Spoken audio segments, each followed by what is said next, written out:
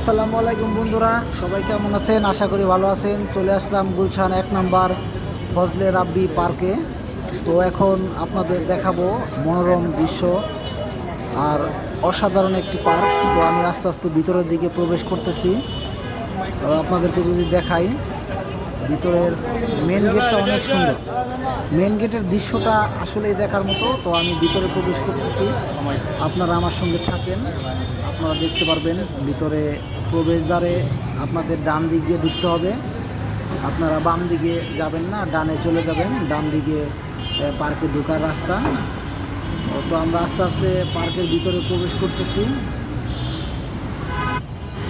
ভিতরে ঢুকতেছি। ভিতরে ঢোকার প্রথমেই আপনারা পেয়ে যাবেন বয়স্ক বাচ্চাদের ব্যায়াম করার জন্য খুব সুন্দর একটি পার্ক। ভিতরে বয়স্ক এবং বাচ্চাদের খেলাধুলা ব্যায়ামের জন্য অসাধারণ দৃশ্য, অনেক সুন্দর জায়গা। তো আমরা আস্তে আস্তে চলে যাচ্ছি পশ্চিম দিকে, পার্কের পশ্চিম দিকে। তো আমি চলে যাচ্ছি আউটলেটের যে ব্রিজটার কথা বললাম, সেই ব্রিজের উপরে চলে যাচ্ছি। তো আপনাদেরকে আমি একটা কথা বলে রাখি, এটার পার্কের চারপাশে কিন্তু গ্লাস করা, খুব সুন্দর একটা মনোরম পরিবেশ।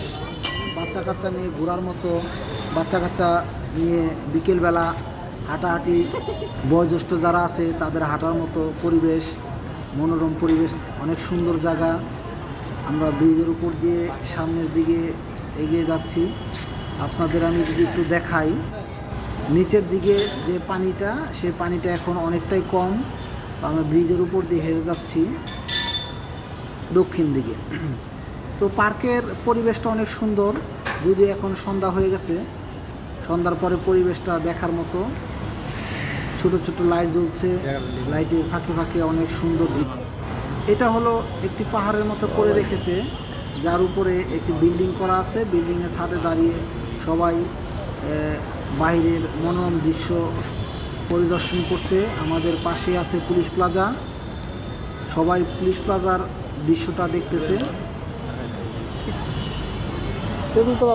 তো যদি আপনাদেরকে বলি, আসলে এখানে দেখার মতো এবং বাচ্চা কাচ্চা ফ্যামিলি নিয়ে ঘোরাফেরা করার মতো সুন্দর একটি জায়গা।